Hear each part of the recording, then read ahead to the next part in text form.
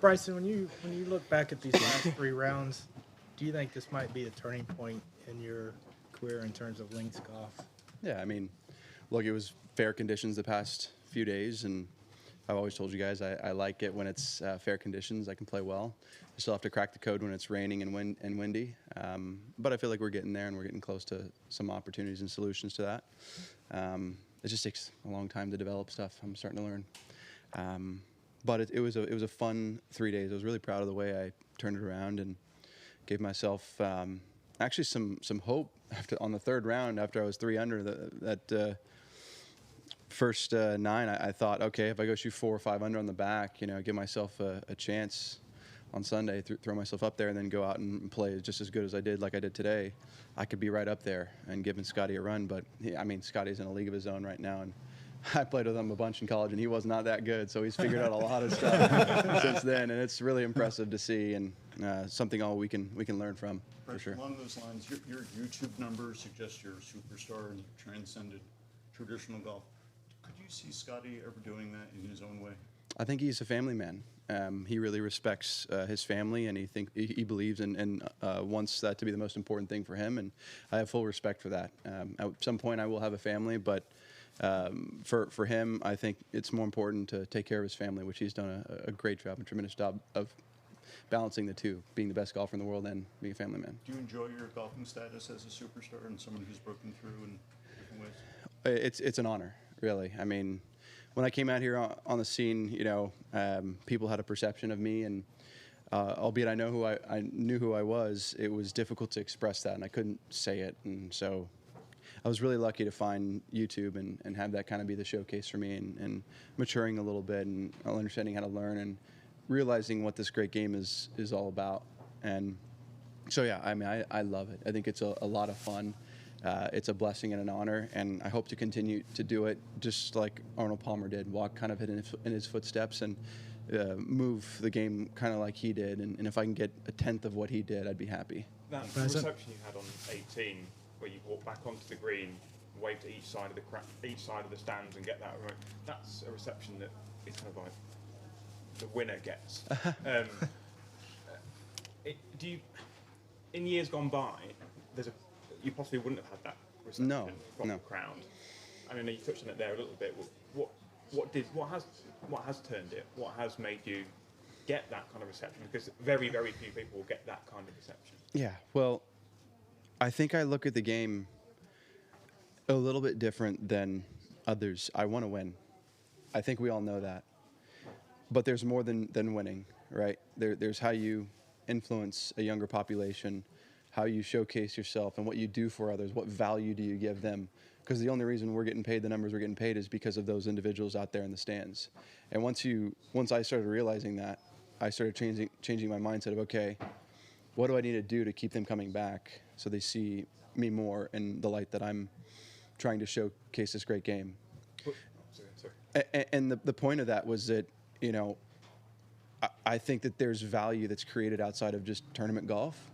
Doesn't mean it's always going to be that way, but I hope I can add to the game of golf through outside YouTube content, entertainment. We're doing something fun here in the next month and a half. You're going to see it. It's going to be a cool give back sort of thing, but that's the stuff that excites me now. Not more than tournament golf, but almost just as much as tournament golf. And I think having another identity with that, saying, hey, look, I'm not just a professional, but I'm an entertainer as well, and I like showcasing myself to others and doing fun challenges because that's just who I am, is what has shown people the true side of myself and how I've been able to say, okay, I don't have to play good all the time. I can still, not do my best and still have relevance and care from others because I'm hopefully growing the game outside of just playing tournament golf. You said there was one moment. You said, when I realised that this was there a moment where you realised that and went, oh, okay, and then made change? When it was when I put the new driver in play in 2023, and I filmed a video with Phil Mickelson and Cameron Tringali, and it was a 2v2 with Honor Bond and myself.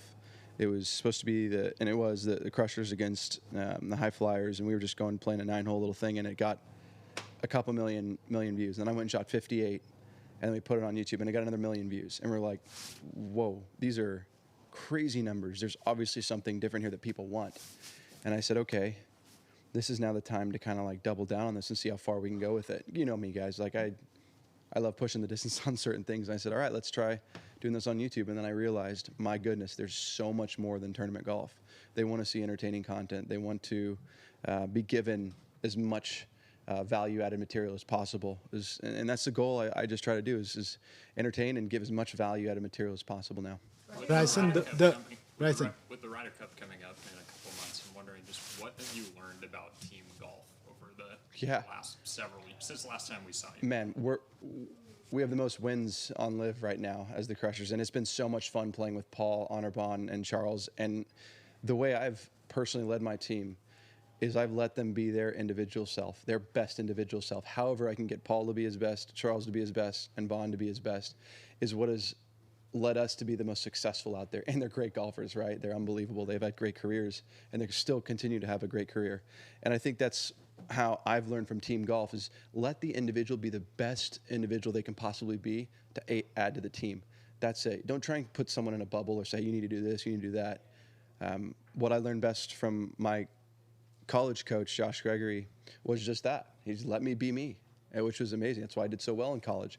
And then the same thing, how I've led the Crushers, it's the same exact thing. Like, I let them be them, and we've had the most success. So there's two instances where it's been the most success, and that's the way I'll move forward in team competition. Bryson, you to be back in the Ryder Cup team. This performance is pretty much going to seal your position. What does it mean for you to be back in the team? What can you bring as well to Bethpage Black? I hope I can bring a lot of energy and a tsunami of a crowd that's going to be rooting for Team USA. Bryson, what about Portrush?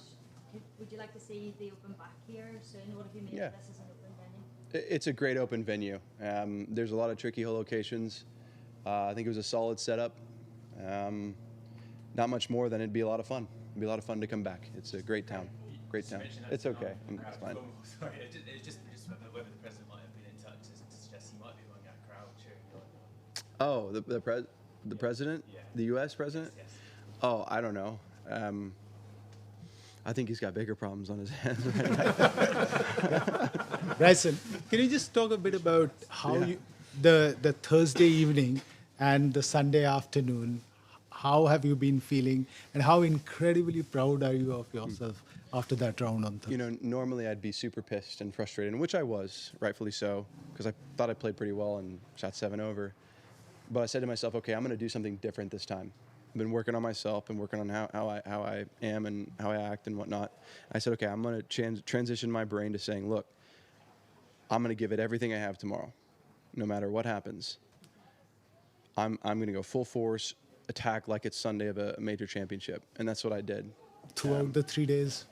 That's what I did for the past 3 days. I said, it's every time it's go time. Like, you've got to come from 5 back. 5-6 back, and that's the mentality I had. And I said, I'm going to give myself a chance. I'm not going to pout. I'm going to go out there and be free. It's Sunday of a major. I'm going to be free, kind of like what Scottie's doing right now. Have you spoke to Keegan at all this week? You know, I talked with him briefly, and then he put something in our lockers. It was pretty inspirational. So, yeah, Can you share? it's personal. Like a message, or Yes, it's a personal Individualized. message. To each person. In essence, yes. Yeah, for sure. It meant a lot. This year's no joke. We're tired of it. We're tired of losing. All right. Thanks. Thank you, guys. Bryson.